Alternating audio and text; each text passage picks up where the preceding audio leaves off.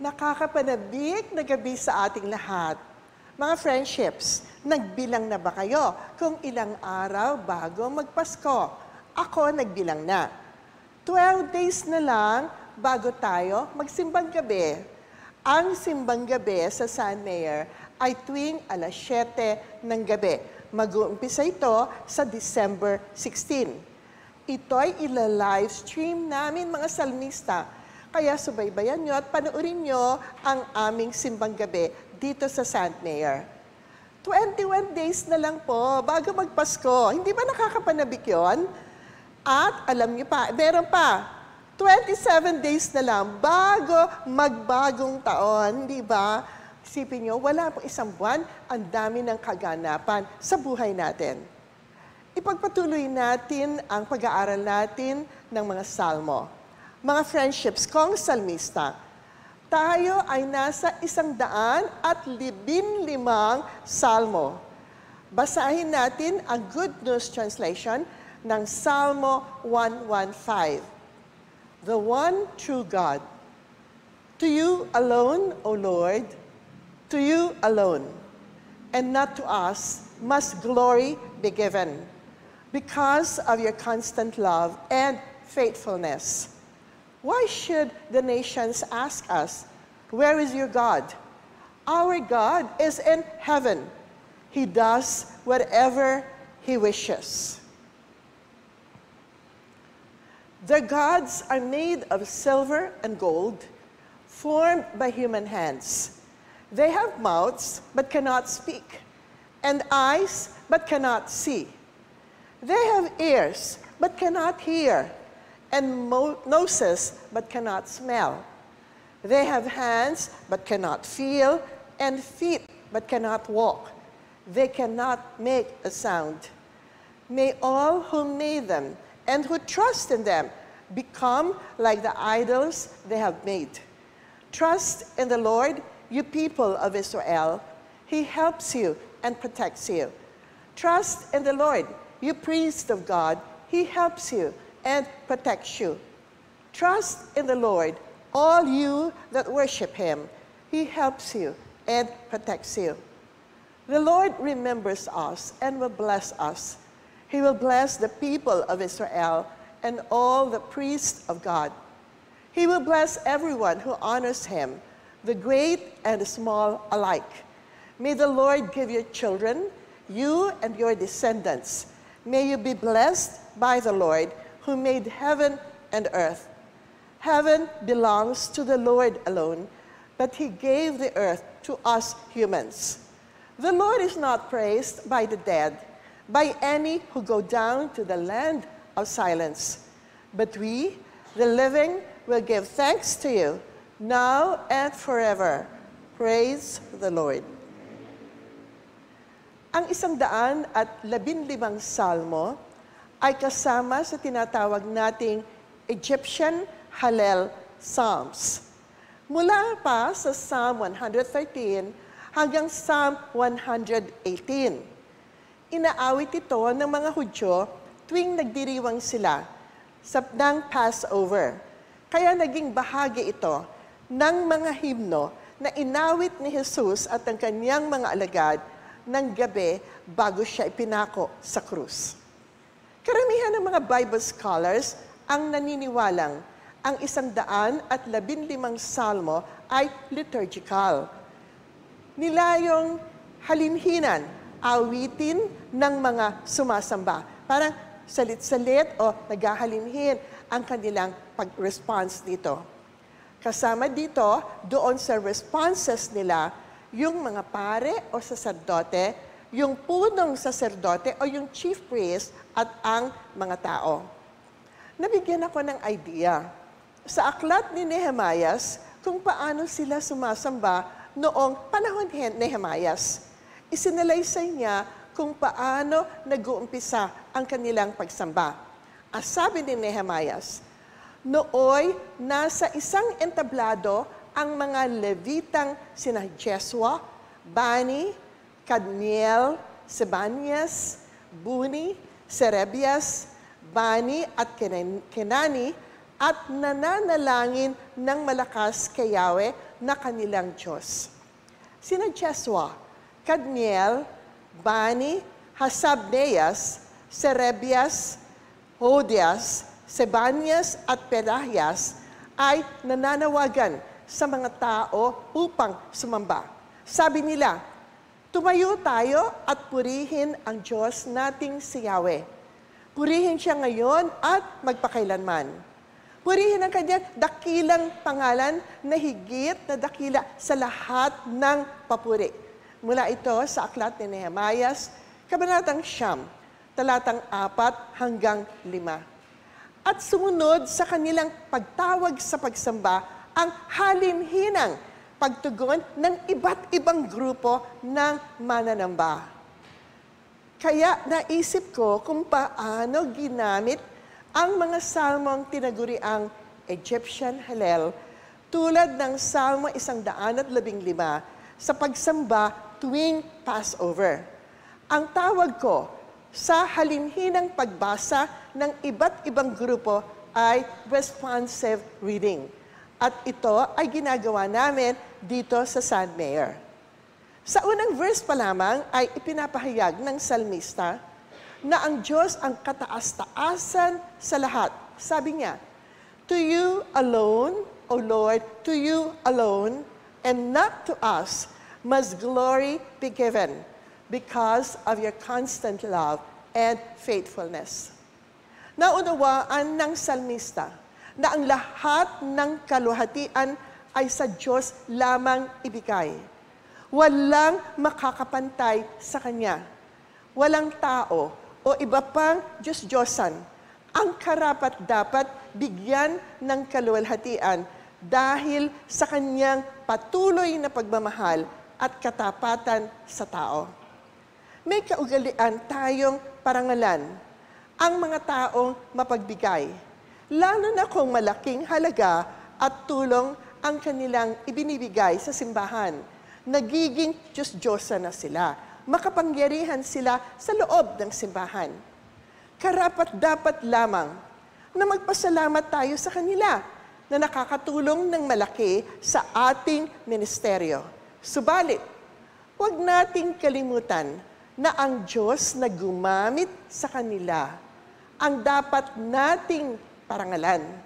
Ginamit sila ng Diyos na daluyan ng Kanyang pagpapala sa atin. May hashtag dito. Hashtag Christ above all o hashtag God above all. Buo ang pagtitiwala ng salmista sa kadakilaan ng Diyos na kanyang sinasamba.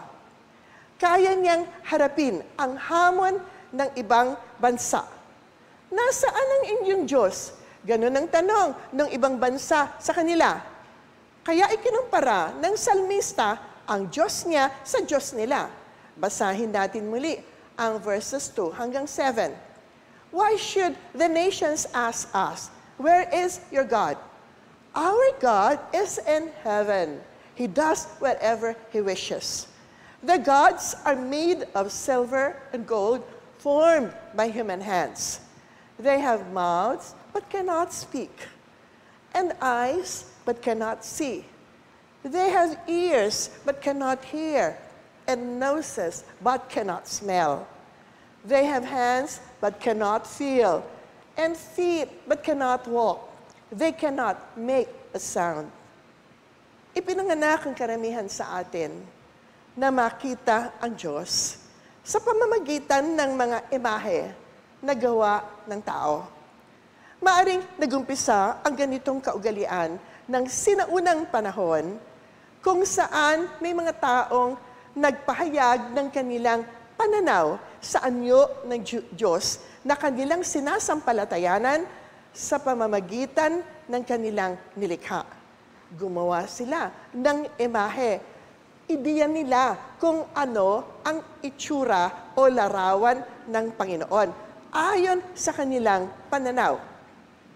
Ang nangyari nung lumikha sila ng imahe ng Diyos batay sa kanilang pananaw o paniniwala kung ano ang anyo ng Panginoon, yung mga nakakita binigyang halaga naman nila ang Diyos na nilikha din ng tao. Minsan, para lang bigyang halaga yung imahe ginawa nila, gumamit sila ng mamahaling material tulad ng ginto at pilak. Nang panahon ko, gumagamit pa sila ng ivory. Subalit, banggitin ko muli, binatay nila ang anyo ng Diyos sa anyo ng tao. Inilagay nila ang Diyos sa antas ng tao. Isipin nyo, Diyos, ipinantay mo sa imahe ng tao. Kaya ang nilikha nilang anyo ng Diyos ay may bibig, may mata, may tenga, may ilong, may kamay, at may paa. Patuyang sinabi ng salmista, may mata nga ang Diyos nyo, subalit hindi naman nakakakita. May bibig, ngunit hindi naman nakakapagsalita.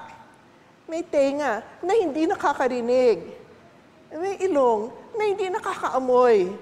May kamay na hindi nakakaramdam. At may paa na hindi nakakalakad. Hindi sila makukumpara sa Diyos na nasa langit na nagagawa ang lahat ng kanyang naisin. Mga Metodista, wala pong imahe sa simbahan o sinasabi nating tahanan ng mga Metodista. Ito ay pagsunod natin sa pangalawang utos mula sa 10 utos. Basahin ko ano ba yung pangalawang utos? Sabi, huwag kayong sasamba sa ibang mga Diyos maliban sa akin. Huwag kayong gagawa ng mga Diyos-Diyosan na anyo ng anumang bagay sa langit o sa lupa o sa tubig. Huwag ninyo itong paglilingkuran o sasambahin dahil ako, ang Panginoon niyong Diyos, ay ayaw na may sinasamba kayong iba. Pinaparusahan ko ang mga nagkakasala sa akin, pati na ang mga anak hanggang sa 3 at 4 na henerasyon ng mga napupuot sa akin. Pero ipinakikita ko ang aking pagmamahal at napakaraming henerasyon na nagmamahal sa akin at sumusunod sa mga utos ko. Mula ito sa Exodus chapter 20, verses 3 to 4. Kaya bahagi ng padalangin ng salmista sa verse 8 ay, may all who made them and who trust in them become like the idols they have made. Panalangin kaya ito na may sumpa? Magaya sana kayo sa ginawa ninyong idolo o idol o imahe. May bibig, ngunit hindi naman nakakapagsalita. May tenga na hindi nakakarinig. May ilong na hindi nakakaamoy. May kamay na hindi nakakaramdam at paa na hindi nakakalakad.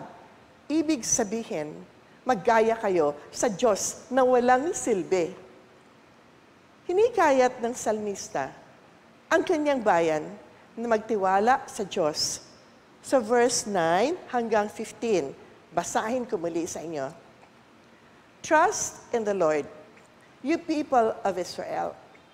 He helps you and protects you. Trust in the Lord, you priest of God. He helps you and protects you. Trust in the Lord, all you that worship Him. He helps you and protects you. Magtiwala kayo, bayang Israel.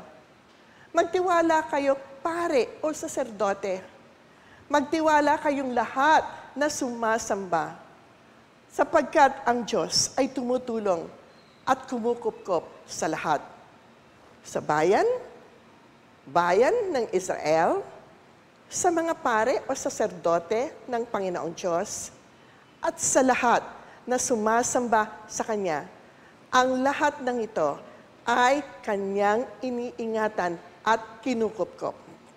Lahat na nagtitiwala sa Kanya ay Kanyang pagpapalain. Pinahayag ito ng salmista sa verses 12 hanggang 13.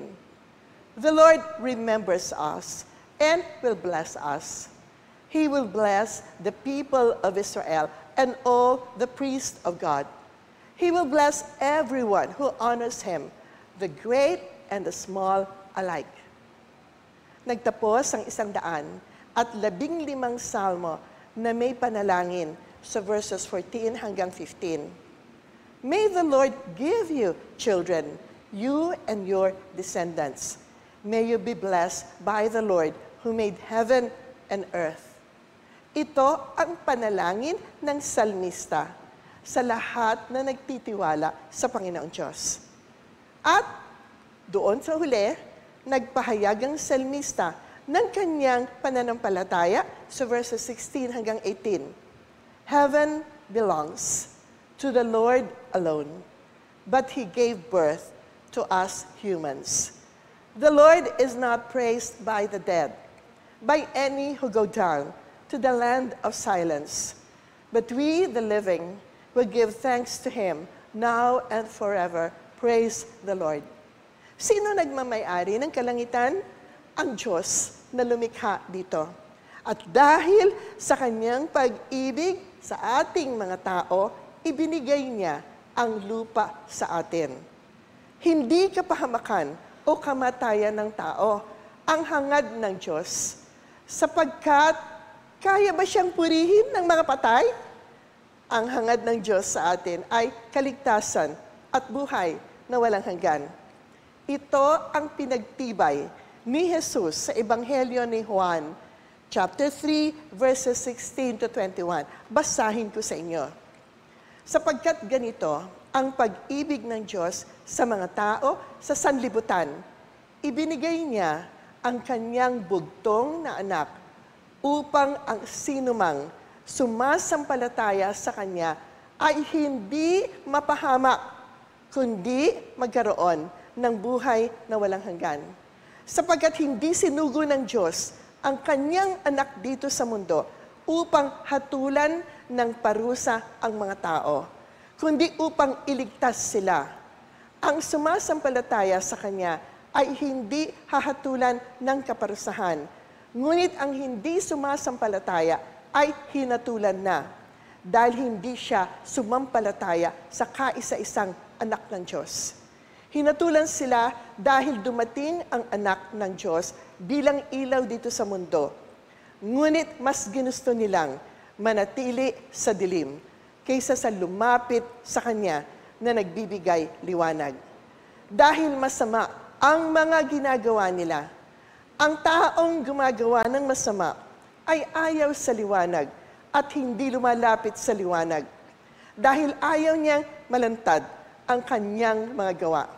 Ngunit ang namumuhay sa katotohanan ay lumalapit sa liwanag upang malaman ng lahat ang mabubuti niyang gawa ay nagawa niya sa tulong ng Diyos. Kaya tayo, nananatiling buhay, purihin natin ang Diyos. Ano ang salmo ng buhay natin ngayong gabi? 2 ang pinili ko. Hindi ito magkasunod, ha? Verse 11. Trust in the Lord, all you that worship Him. He helps you and protects you. As of verse 13, He will bless everyone who honors Him, the great and the small alike. Tayong lahat ay manalangin. Maraming salamat, Panginoon, sa panibagong buhay na ipinagkaloob mo sa amin. Nung Ikaw ay tinanggap namin bilang Diyos at tagapagligtas namin, binago mo kami, bagong nilikha, bagong tao. Nanilinis mo mula sa buhay na punong-puno ng kasalanan. Kami na dating maitim, na mumuhay sa kadiliman, ay ginawa mong taong malinis, walang bahid ng kasalanan na naghahangad mabuhay sa liwanag. Patuloy mo kaming subaybayan, Panginoon. Patuloy mo kaming pakaingatan. Hindi kami perpekto, nanunumbalik kami sa buhay na makasalanan. Samahan mo kami, Panginoon, upang hindi kami matisod sa aming pananampalataya, na kung kami man ay madadapa, tulungan mo kaming makatindig muli. At kami, Panginoon, ay patuloy mong samahan sa aming paglalakbay sa aming mga pananampalataya. Panginoong Diyos, alam mo ang pinagdadaanan ng bawat isa mong anak. Ikaw, Panginoon, na nakaririnig ng mga daing at hisigaw ng aming mga puso. Tulungan mo kami, Panginoon, bigyan mo kami ng kapayapaan sa aming puso. Naway, Panginoon, magkaroon kami ng pagtitiwala sa iyong pag-ibig at sa iyong pagkasakop sa amin. Sa iyong muli ang aming papurit pasasalamat sa matamis na pangalan ni Jesus. Amen. Mga salmista, huwag muna kayong aalis. Meron pa po tayong mga church announcements and bulletins. Alam ko na hindi pa tayo nakakatanggap ng prayer request at mga praise reports. Naway kung ano man po ay ilalabas namin ng mga praise reports at prayer requests, samahan niyo po kaming ipag-pray ang mga taong nagpadala sa atin ng praise reports at prayer requests.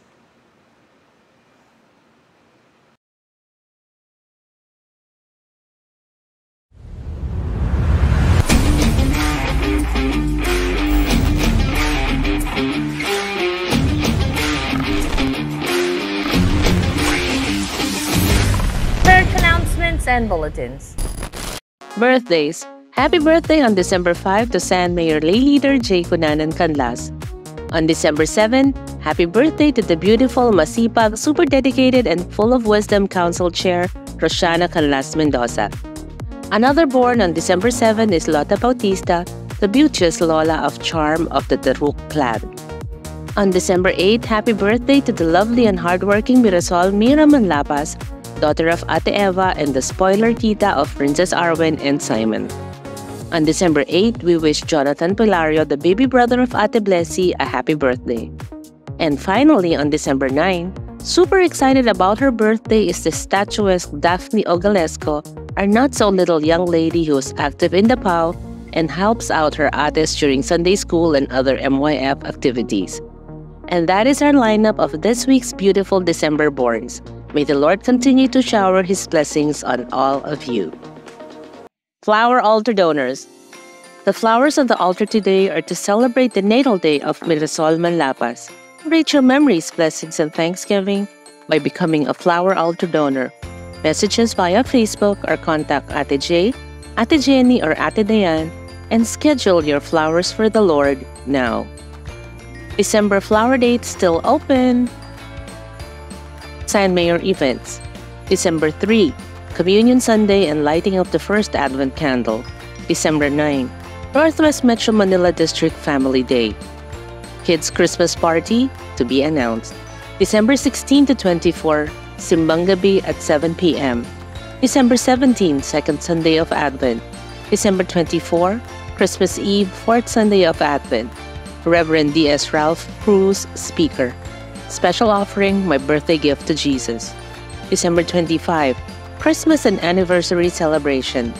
If you were not able to bring your birthday gift to Jesus, you may still offer it on His birthday. December 31, Covenant Worship Service.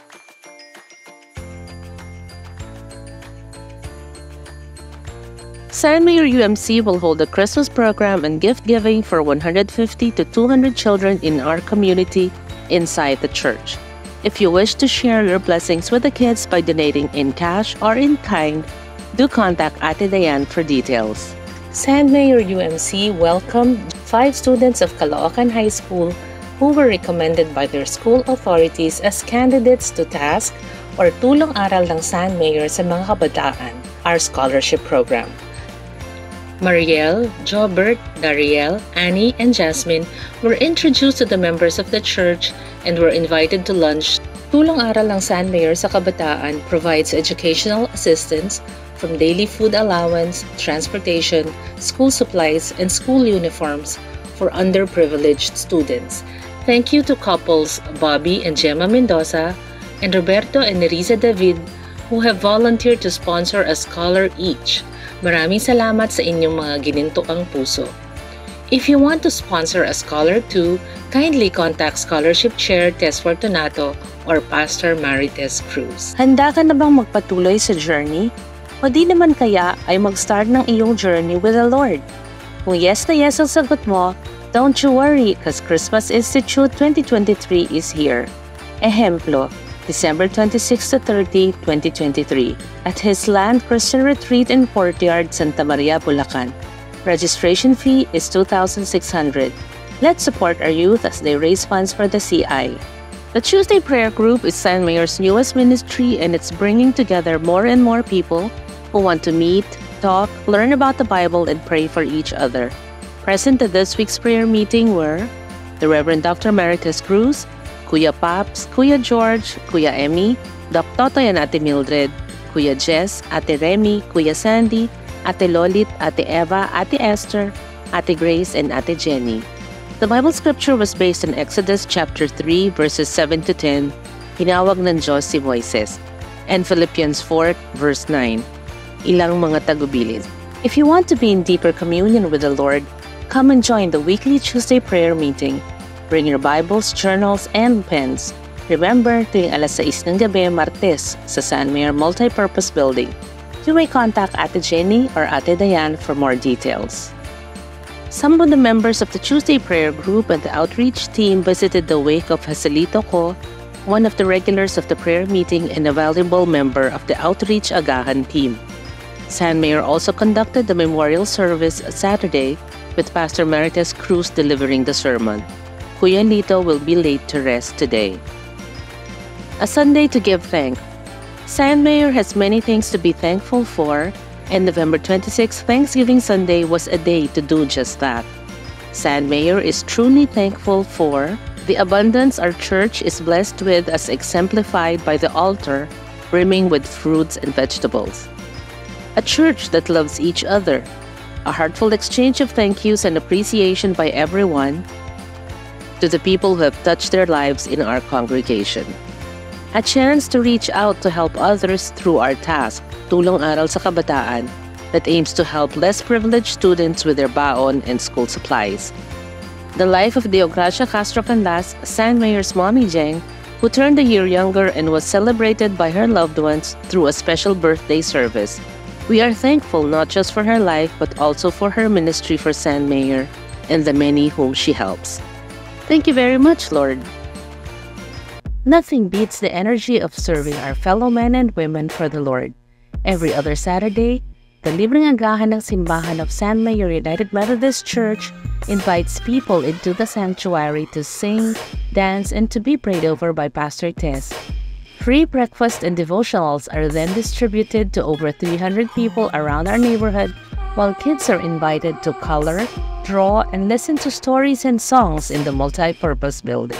Led by San Mayor's Outreach Ministry Chair, Dr. Jaime Mendoza, Witness Committees Dr. Clarita Perez and Jennifer Macaraeg, with the Reverend Dr. Marites Cruz and Deaconess Diane Hake, the Libreng Agahan sa Simbahan aims to reach out to help those who are hungry not just for food but for God's love.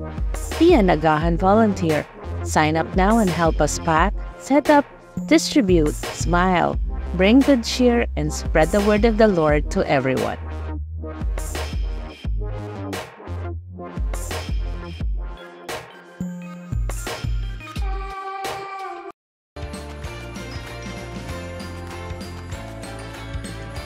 Maraming salamat po sa aming mga generous donors: Cynthia and June Olympia, Ana Evita Canlas Thompson, Nov Angeles Manahan, Roberto and Emeline Alingog, Bong and Juliet Bautista, Teresita Felisario, Mary and Julio Dizon, Grace Ligo, Eddie and Lolit Sinense, Jenny Macaraeg, Rory Francisco, Annie and Sonny Cabantac, Ivy and Ninoy Busalpa, Rogelio Vicente, Nerissa and Roberto David, Oscar Madokdok Jr., Geneva Takasawa, Burley and Anthony Ligo, Tess Fortunato, Jing Canlas, Ulysses and Raquel Herrera, and our ever-faithful Good Samaritans. God bless your good hearts. Maraming salamat po. The Lord loves a cheerful giver. Give from the heart and help support San Mayor's different programs and activities. You can send your tithes, offerings, pledges, and thanksgiving through the following ways. Bring them to church. Through bank deposit via San Mayor's China Bank account number 113-133-4181, under the name San Mayor United Methodist Church, and through GCash. Number is 0977-1147242 under San Mayor Treasurer Raquel Herrera's name. Dahil ang mahal na ng presyo ng mga bilihin, kinakailangan na natin mag-pool ng resources at tumulong sa ating mga pagsasaluhan sa ating luncheon fellowship. A basket will be placed on top of the dining table for you to drop any amount in it. Ang maiipon ay idadagdag sa pagkain natin the following Sundays. Pwede rin po kayo magbaon and we encourage you to bring enough to share. Pwede rin po kayo mag-contribute kasabay ng inyong mga offering. Paki-indicate lang po sa envelope na para ito sa Sunday Lunch Fellowship. Maraming salamat po. Ang mga kababaihan ay tuwang-tuwang nagsiksikan para matapos maghugas agad at tumuloy na sa mga susunod pa ng mga activities tulad ng choir at iba't ibang mga meetings.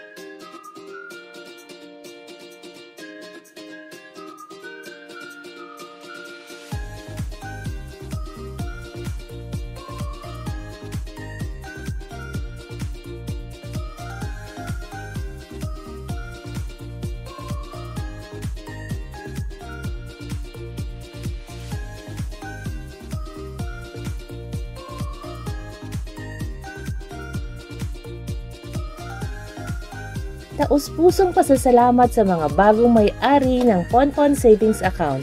Malugod namin kayong tinatanggap sa aming pamilya.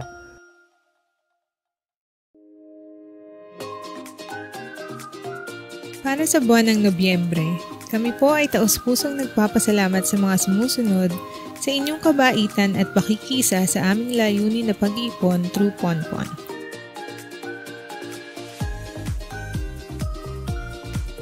Canlas J, Canlas Ned, Fortunato Tess, Garcia Joshua, Garcia Matthew, Herrera Jimmy Lee, Herrera Kishley, Herrera King James, Herrera Raquel, Herrera Sandy, Herrera Ulysses, Herrera Yoli, Hake Dayan, Laigo Gurley, Manlapas Family, Doc Jaime Mendoza, Pangilinan Catherine, Attorney Miguel Ponce Jr., Santiago Ami, and Waterson Riza.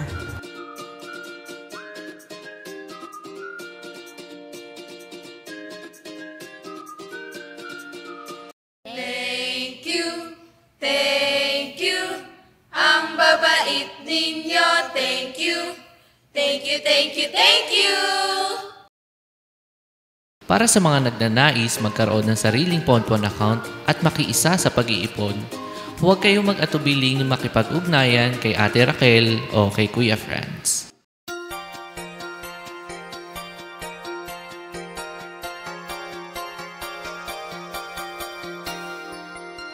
Kumukuti-kutitap, kumubusi-busilak, ganyan ang puso ng San Mayor. Maaasahan mo, always full support, tulong-tulong para kay Ponpon. Kumukuti-kutitap, kumubusi-busilak, ganyan ang puso ng San Mayor. Maaasahan mo, always full support, tulong na at mag-ipon. Sa December 25, 102nd anniversary, simula na ng activities hanggang buong January. Kaya mag-pledge ka na and then mag-offer na to support our church activities. Pre-registration sa dental mission. Handa ka na bang mag-volunteer? Lahat sana ay sumali. Be part of our church anniversary. Mas marami tayo, mas happy. Happy anniversary!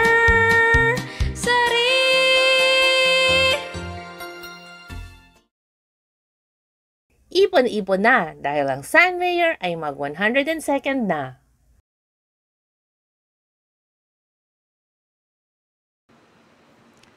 Tayo ay manalangin.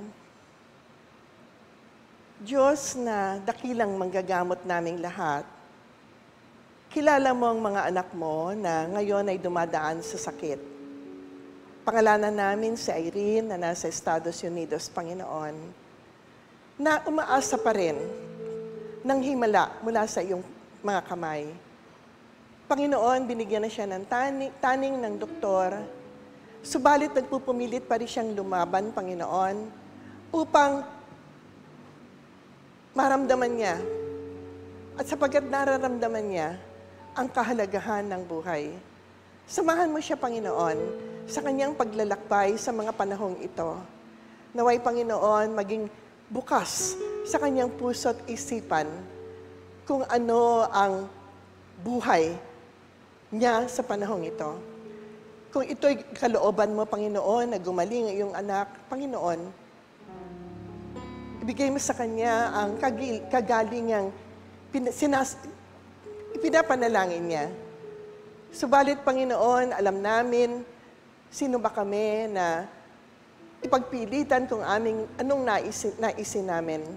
Kaya't nandito kami, Panginoon, bukas ang aming kalooban na sabihin sa iyo kung ano, Panginoon, ang iyong kalooban ay aming tatanggapin. Ganon din po, Panginoon, ang pamilya ng mga ni Lito, sa kanyang mga naiwan sa buhay, ang kanyang asawa na si Presi, ang kanilang anak at apo pa. Panginoon Diyos, alam namin kung anong sakit ng mawala ng isang mahal sa buhay.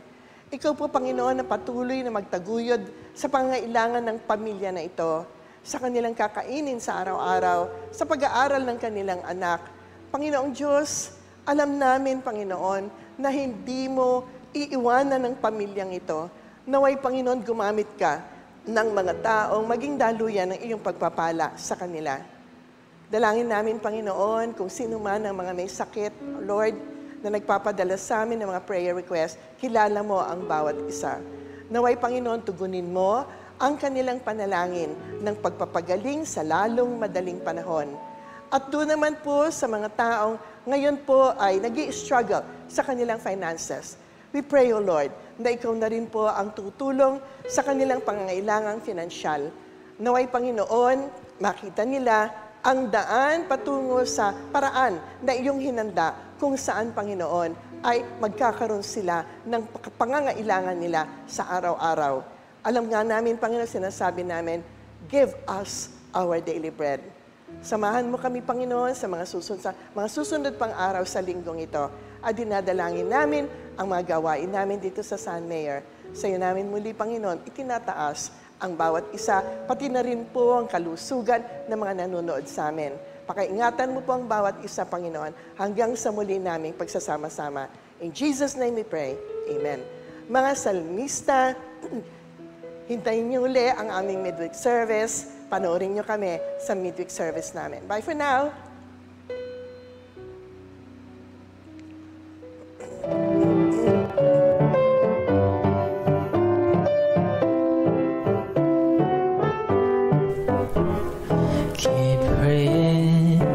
Keep praying, God is listening. Keep praying, God is listening. Keep praying, God is listening.